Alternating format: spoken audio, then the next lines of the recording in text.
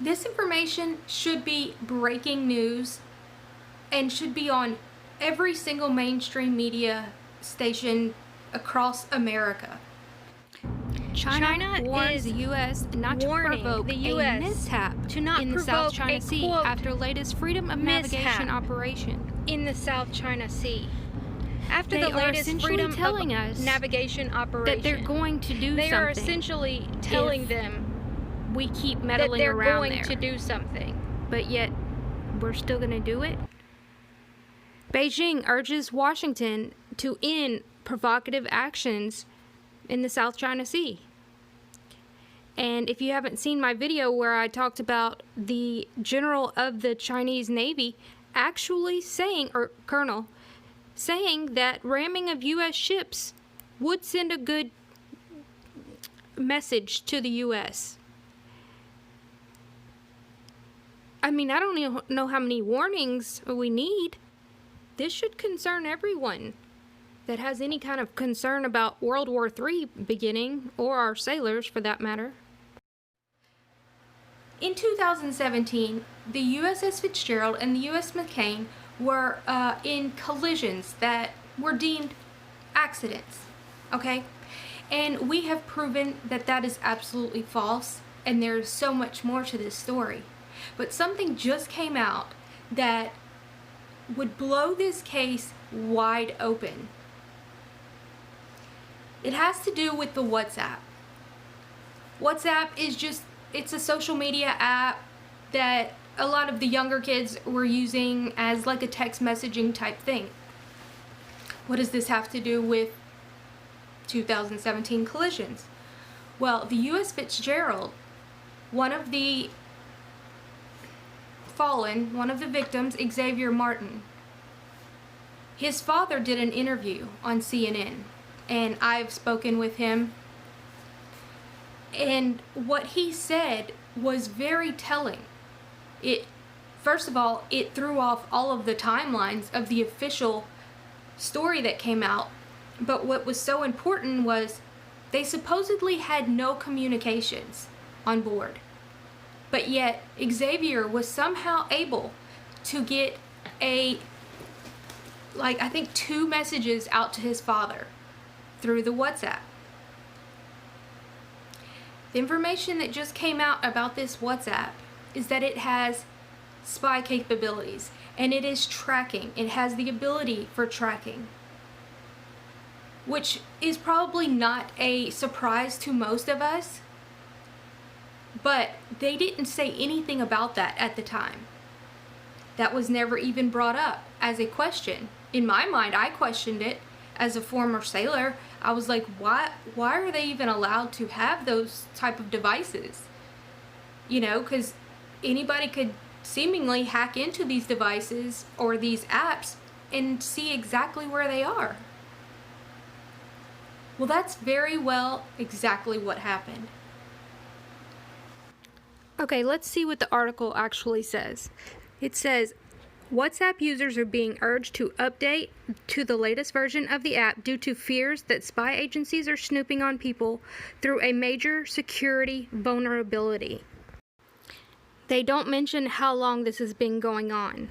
They go on to say the messaging app says that these users were instead targeted with spyware developed by a controversial Israeli technology firm, an NSO group. Before anybody says, well, it's Israel, they're our closest ally, why would they do something like that? I want you to remember the USS Liberty, deliberately attacked by Israel on June 8, 1967. The 75 minutes of attack killed 34 American sailors and wounded 174. They blamed Egypt, and to this day, it is seen as some type of accident. They try to say, oh, it was a mistaken identity, when the sailors of the USS Liberty know for a fact that is not true, because they waved to them.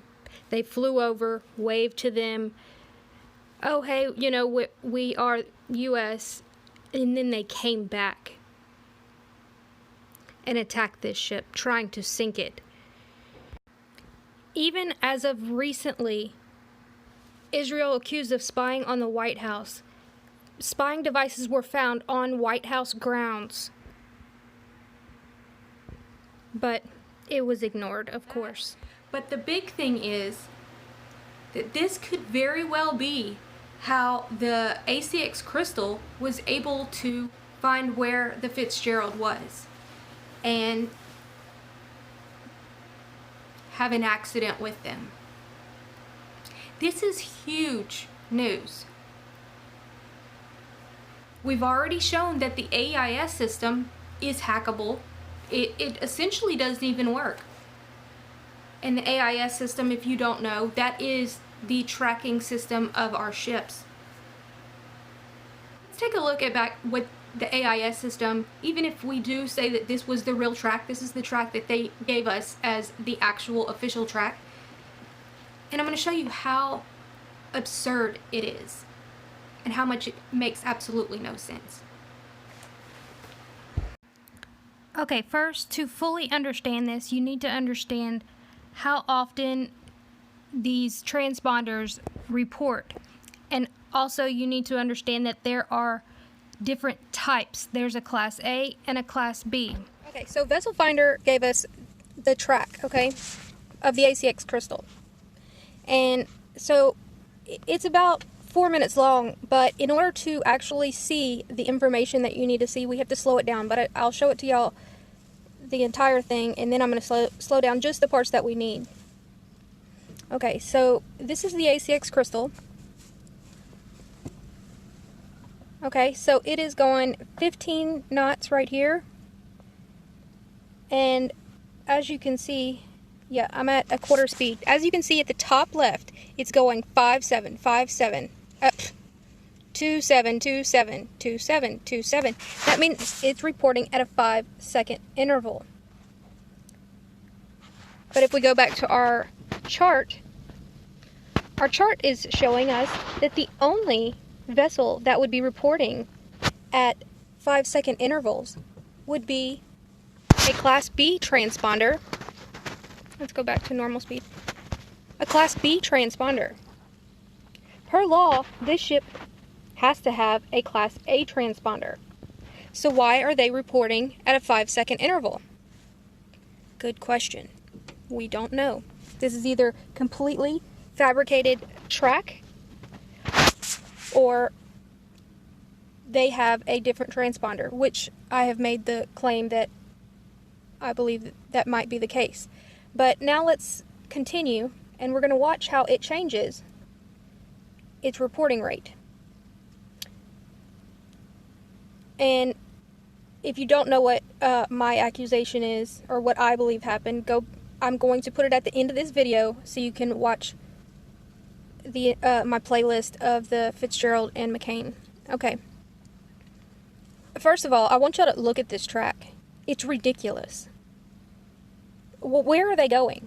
Where are they going? They're making all these turns and stuff. If they're going to drop off cargo, wouldn't they just continue going?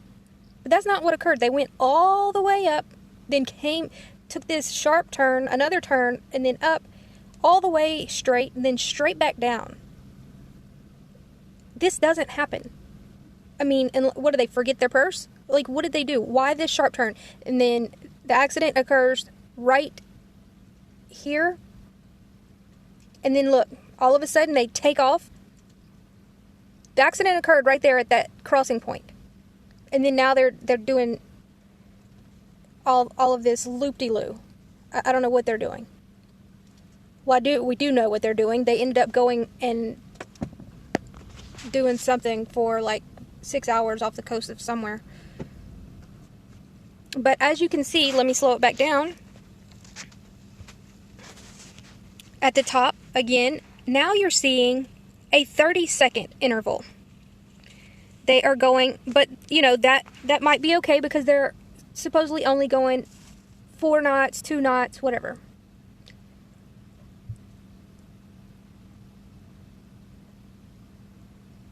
Actually, what time is this? Maybe that loop right there was where they, the collision. Okay, yeah, that top loop. But now they're reporting at a 30-second interval, but yet they're going the same speed as they were earlier. You can see how it's 17 and then it's going 1747, 1747, 1747, 16 knots. And they're reporting, you see at the top, 47. And then 17. 47, 17, 47, 17. But they're going 17 knots. Whereas back here, before the incident occurred, they were going 12, 17, 18 knots, and they're reporting at a 5-second interval. Why'd they go from 5-second interval to 30-second interval, but yet going at the same speed? This track was completely created, or they have a Class B transponder that this could be of many things, but it was definitely messed with. You don't go from going the same miles per hour or knots and then switching. See, they're going 5-second intervals. Let's see. I want to catch them at the same.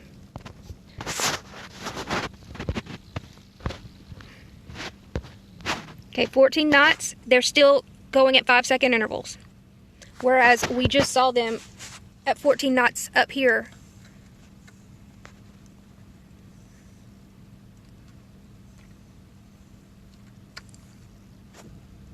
$18 knots, and they're doing 30-second intervals. Y'all understand what I'm saying? So it's the same miles per hour knots, but yet their intervals change. That would never occur. It would be the same thing.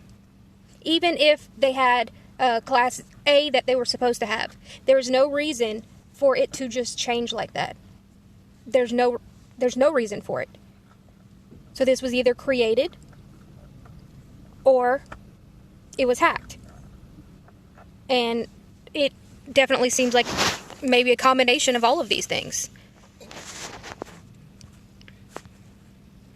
Right now we have the Secretary of the Navy, or the Undersecretary, whoever he is, saying that he might quit because of the meddling going on with this Navy SEAL and all of this stuff. If he's going to quit over anything, it should be this. He should at least be addressing this. So, with all of the inconsistencies that have come out of the Navy official stories as compared to what we have actually found, it absolutely boggles my mind of why we are again out in the South China Sea. Whether we can be out there, yeah, it's international waters technically. But knowing that we have faulty electronics, why are they allowing our sailors to be out there until they get this fixed? I don't know. I also don't know why so many people have essentially just let this story go. 2 Navy destroyers, collisions, 17 sailors dead. This essentially has really never happened. But everybody was just fine and dandy with just letting the sailors take the rap for it. It makes no sense. None of it makes sense. At the same time that all of these people were saying that the 7th Fleet is just so messed up and this is what's going on, so we're just going to blame the sailors and it was an accident. Doesn't make sense when back in January, the people that own the ACX Crystal had to pay the U.S. Navy $21 million in a settlement. Well, the ACX Crystal is a very interesting topic. You know, the ACX Crystal was leased to a corporation called Dainichi. And oddly enough, for such a big company, there sure isn't a lot of information about them. And then we have the owner, Nippon Yusen. He was fined $25 million in 2017, and then another 20-something million this year in Australia for being a criminal cartel.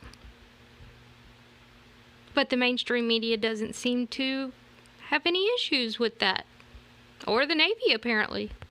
When I began this investigation with the USS Fitzgerald and the USS McCain, I became close with some of the parents of these fallen sailors. And obviously, being a sailor myself, it, was very important to me. But also, I told them that I would not quit investigating this. I would do everything that I could to help to bring this to light. Anything that could come out. And unfortunately, with all the politics and all of these other things, things have just been swept under the rug. And I don't think that even some of the parents even realize, or the wives of these sailors, realize the extent of the cover-up that has gone on with these sailors, these ships. It saddens me to even have to expose such things. But it's very obvious that our electronics are essentially useless right now. And I don't have an answer for what they should do. I mean, I'm not an electronics tech person. But they definitely should not be, in my opinion, messing around in the South China Sea at a time where they know that our AIS system is broken. Essentially, it's useless. Not only that, they probably aren't even being told that they should delete these certain apps because it tracks you. There's so many things that did not make any sense in this investigation that have not been brought to light by any mainstream media. And it really saddens me that so many other people have just forgotten this, have just stopped even reporting about it because it's not the hot topic, or whatever the case may be. So we have all of these inconsistencies. We have this owner of the ACX Crystal who is a cartel member and has been prosecuted, but yet people still think it was just an accident.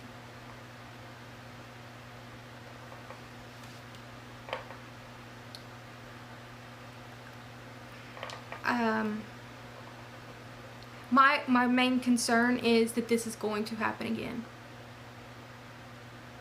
Especially now that they are out there again. Because China's not stupid. They see that, oh, they covered that up so we can do it again.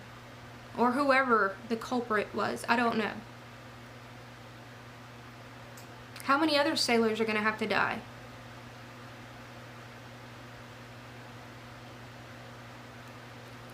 Anyway, y'all have a wonderful day. Like, share, and subscribe.